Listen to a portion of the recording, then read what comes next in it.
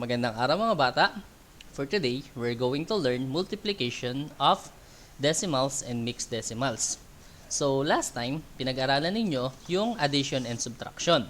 So according sa addition and subtraction, kapag mag-a-add tayo or magsusubtract, kailangan nakatapat si decimal point. Hindi natin pinapakailaman yung dami ng digits. Ang mahalaga sa addition at sa subtraction ay dapat magkatapat ang decimal point bago tayo mag-add or mag-subtract. Now, paano naman kaya when it comes to multiplication ng decimals and mixed decimals? So, mixed decimals, it means merong kasamang whole number si decimal. Kaya tinatawag natin siyang mixed decimal. So, before we start, again, let us sub the parts of a multiplication number, sentence, or multiplication equation. So, for example, we have 1 and 32 hundredths multiplied to 23 hundredths. So, paano natin siya ilalagay? So, si unang number ay tinatawag natin na multiplicand. Multiplicand. And then, the second number or yung nagpaparami is si multiplier.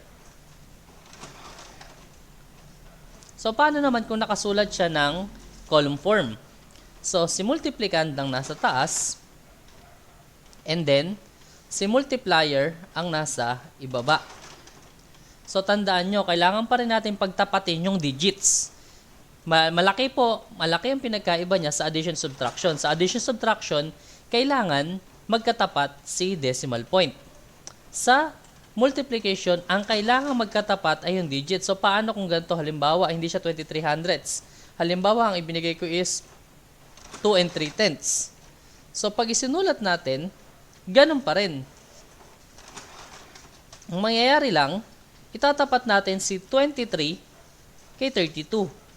And then, the decimal point. Kasi sa multiplication at sa division, ang kailangan magkatapat ay yung digits. So, kung 2 digits yung ating multiplier, nakatapat din dapat siya dun sa 2 digits ng multiplicand. Para kapag nag-multiply tayo, mas madali nating makukuha yung sagot or tamang sagot yung makukuha natin. So, naintindihan nyo?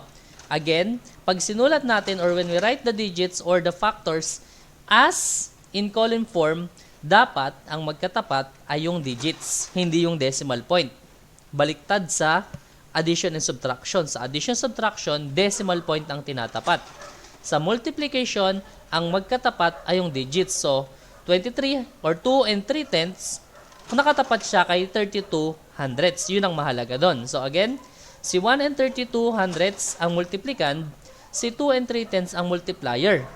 Now, ano ang tawag sa sagot nila? Ang tawag sa sagot nila ay product pa rin.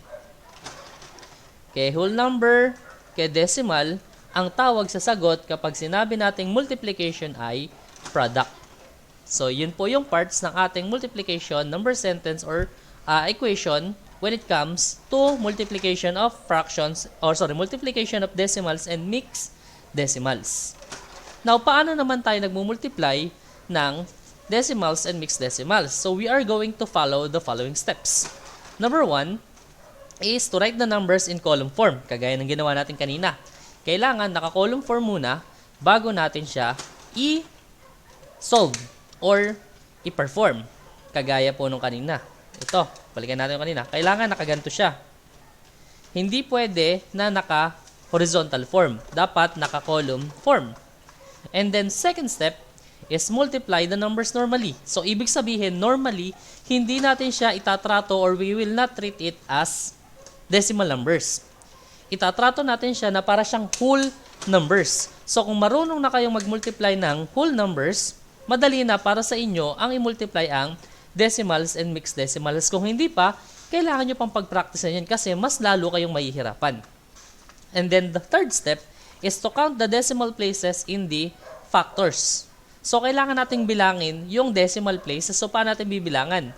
Pag binilang natin, ang binibilang natin is mula sa decimal point papunta sa kanan. So, kagaya nito, may isa, may dalawa, and then, dun kay multiplier, meron pang isa. So, we have 1, 2, 1, 2, 3. So, dun sa ating parts or dun sa ating example, meron tayong tatlong decimal places mula dun sa ating factors. And then, the fourth step is put the decimal place in the product. So, meaning, from the step 3, binilang natin kung ilan yung nabilang natin kay step 3, kay step 4, dun sa ating product, ilalagay natin siya mula naman sa kanan. So, try natin yan. Let us have example number 1. Gamitin natin yung nasa parts. So, 1 and 32 hundredths. 1 and 32 hundredths times or multiplied to 2 and 3 tenths. So, again, the first step is write the numbers in column form. So, isulat nyo yan sa notebook nyo para may notes kayo. So, first step. So, isulat natin siya ng column form. 1 and 32 hundredths times 2 and 3 tenths. Again, ang pagtatapatin ay yung digits. Dapat si 2 ay may katapat, si 3 ay may katapat. Hindi natin papakialaman si decimal point. So, nakasulat na siya as column form. Step 2, multiply the numbers normally. So, i-multiply na natin siya as whole numbers. So, 3 times 2, that is 6. 3 times 3, that is 9. 3 times 1, that is 3. So, si 3 nakatapat, si 3 nakatapat kay 9, si 1 nakatapat kay 3. So, tapos na tayo kay first layer. Second layer naman tayo. Dito naman tayo kay 2. 2 times 2, that is 4. So, dahil kay 2 tayo nag-multiply, kay 2 natin itatapat yung unang sagot. So, 4. 2 times 3, that is 6. So, tapat natin kay 3. And then, 2 times 1, that is 2. Now, dalawang layer lang kasi dalawa lang yung ating digits sa multiplier. So, dalawang digits na, we can now add the or for the answer. So, 6, wala siyang katapat. Bring down. 9 plus 4, that is 13. Then, carry 1. 3 plus 6 is 9. 9 plus 1 is 10. So, ano mangyayari? May iwan si 0. Aakyat si 1. And then, 2 plus 1, that is 3. So, tapos na tayo kay second step. Sabi kay second step, multiplies the numbers normally. Third step, count the number or count the decimal places in the factors. So, ito yung factor natin sa simula. Bilangin natin. 1, 2, 3. So, tandaan nyo pakanan. Mula decimal point, pakanan. So, ulitin natin. 1, 2, 3. Now, nagawa na natin si step 3, binilang na natin ang decimal places sa factors. Gawin na natin si step 4. Ano sabi kay step 4? Put the decimal place in the product. So, ito yung product natin. Saan naman tayo magsisimula? Dito na tayo magsisimula sa pinaka dulo. So, ilan yung nabilang natin? 1, 2, 3. So, sa ating product, mula dito sa pinakadulo, bibilang tayo ng 3 place. 1, 2, 3. So, meaning, ang decimal place ay nasa pagitan ni 3 at ni 0. So, the final answer is 3 and 0, 3, 6, or 3 and 36 thousandths. Yun na po yung ating final answer. Nakukuha? Okay. So, pakikopya nyo muna yung steps and then afterwards, magpa-practice exercise na tayo. So, pakipause nyo muna yung video at kopyahin nyo yung steps.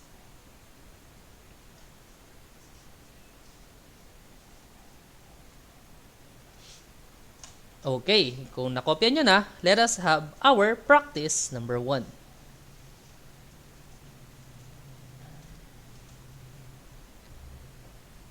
Okay, so practice. Let us have 34 hundredths multiplied to 1 and 8 tenths. Okay, paki-pause yung video and then kung tapos na kayo magsagot, sabay-sabay tayong magsasagot. 5, 4, 3, pause. Okay, kung pinlay mo na yung video, let us have the answer for 34 hundredths multiplied to 1 and 8 tenths. So again, the first step is to write the numbers in column form. So 34 hundredths multiplied to 1 and 8 tenths. So kung makikita nyo, again, magkapantay. Hindi ko pinagpapantay si decimal point. Ang pinagpapantay natin ay yung digits. And then step 2, let us multiply the numbers. So 8 times 4, 8, 16, 24, 32. So 2, nasa baba, aakyat si 3. Let us say group 3. 8 times 3, that is 8, 16, 24. 24 plus 3 is 27. May kasunod pa ba siyang number? Wala na. So this 27 ay ibababa natin ng buo. Tapos na tayo kay first layer, dito na tayo kay second layer. Let us multiply 1 to 34 hundredths. 1 times 4, that is 4. 1 times 3, that is 3.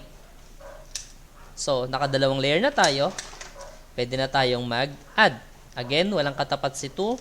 Bring down 2. 7 plus 4, that is 11. Bring down 1. Regroup 1 kasi 11. 2 plus 3 is 5. 5 plus 1, that is 6. So, we have our product, 612. Now, paano si decimal point? Again, punta tayo kay step 3. Ano sabi kay step 3? Bilangin ang decimal places kay factors. So, 1, 2. Okay? So, 2 kay multiplicand, ilan kay multiplier? So, we have 1, 2, 3. So, 3 decimal places mula decimal point pa kanan. Kay sagot, mula naman sa pinakadulo, pupunta naman tayo papakaliwa ng ilan? 3. 1, 2, 3. So, what is the final answer? The final answer is 612 thousandths. Pareho ba tayo ng sagot? Magaling. Let us have number 2. Practice number 2. Okay.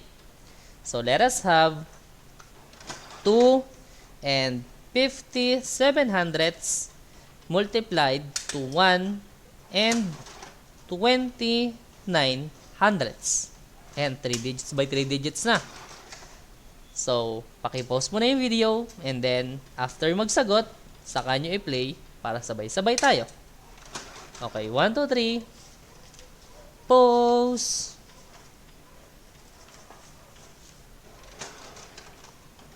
Okay, kung play mo na yung video, let us answer the equation or the multiplication number sentence.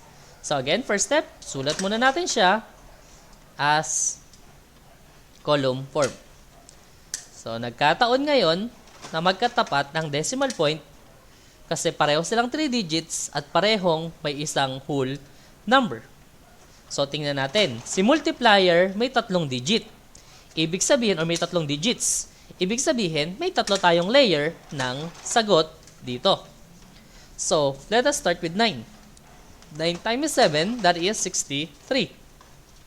So, may iwan si 3. I-regroup si 6. 9 times 5, that is 45. 45 plus 6 is 51. So, again, may iiwan si 1. Aakyat si, or i-regroup natin si 5. 9 times 2, 9 ay 18 or 18. 18 plus 5 is 23. May kasunod pa ba si 2? Wala na. So, isusulat natin ng buo si 23. So, tapos na tayo kay 9. Dito na tayo kay 2. 2 times 7, that is 14. So, 4. Aakyat si 1. I-regroup natin si 1. 2 times 5, that is 10. 10 plus 1 is 11. So, again, iiwan si 1. I-regroup natin si 1. 2 times 2, that is 4. 4 plus 1 is 5. Wala na siyang kasunod. So, pwede na. So, tapos na tayo naman kay 2. So, tingnan nyo yung sagot kay 2 at 2 times 7 nakatapat kay 2, hindi nakatapat kay 9. Kasi nga, si 2 ang pinang-multiply natin. And then, last layer, let us have 1. 1 times 7, that is 7. So, dito natin itatapat kay 1. 1 times 5, that is 5. And 1 times 2 is 2. Wala nang regroup. So, tatlong layer na din. So, we can start adding. 3, bring down kasi wala siyang katapat. 4 plus 1 is 5. 3 plus 1 is 3 plus 7. 3 plus 1 is 4. 4 plus 7 is 11. Regroup 1. 5 plus 5, 10. 10 plus 2 is 12. 12 plus 1 is 13. Regroup 1. 2 plus 1, that is 3.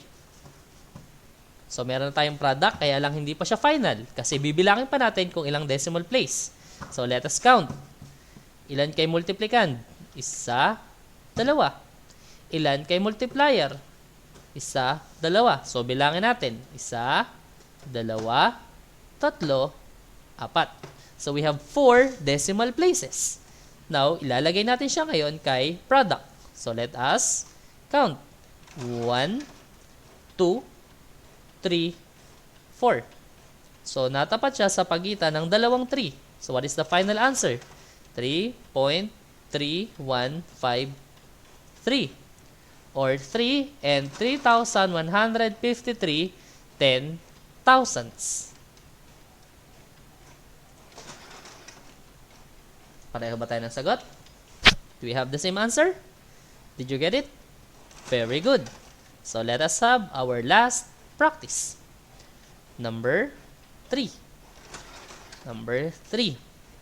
Let us have 31 and 7/10 multiplied to 76/100. Ayan. Mixed decimals multiplied to decimal lang. So, again, first step tuloy agad si sir. Paki-pause muna yung video. And then, kung may sagot na, saka nyo i-play. 1, 2, 3. Pause! Okay, kung pinay na yung video, ibig sabihin, may sagot na naman kayo. Huwag niyong mandadaya. Honesty is the best policy. Okay, let us answer. So again, first step, let us write the numbers in column form. Now, 76, 2 digits lang. So, si 6 is tatapat ko ay 7. Si 7, tatapat ko kay 1. And then, decimal point. Ayan. So, again, sa digits tayo nagtatapat, hindi sa decimal point. So, let us now multiply. 6 times 7. 6 times 7. 6 times 7, 42. So, may iwan si 2, i-regroup si 4. 6 times 1, that is 6. 6 plus 4 is 10. So, may iwan si 0. And then, mag-regroup si 1.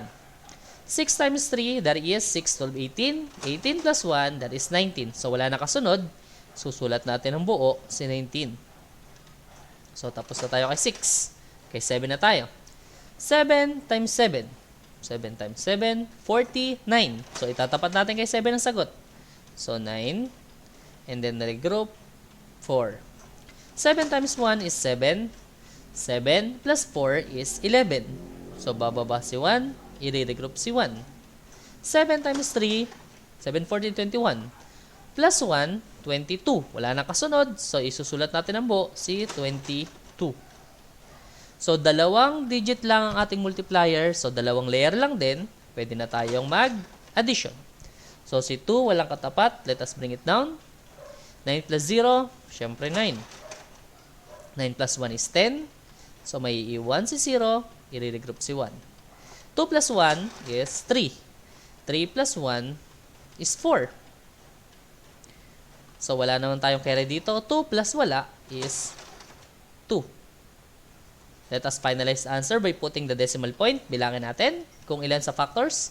1, 2, 3. So, again, pakanan. 1, 2, 3. So, sa sagot, mula naman sa kanan pa kaliwa. 1, 2, 3. 3. So, nasa pagitan ng 4 at 0. So, the final answer is 24 and 092 or 24 and 92 thousandths. Pareho tayo ng sagot? Kung pareho tayo ng sagot, tama ka din. So, kung nakuha nyo ng tama yung 1, 2, and 3, kaya nyo nang sagutan yung ating module or yung ating activity sheets. So, sa susunod muli, mga bata, galingan nyo ang pagsasagot ng ating activity sheets.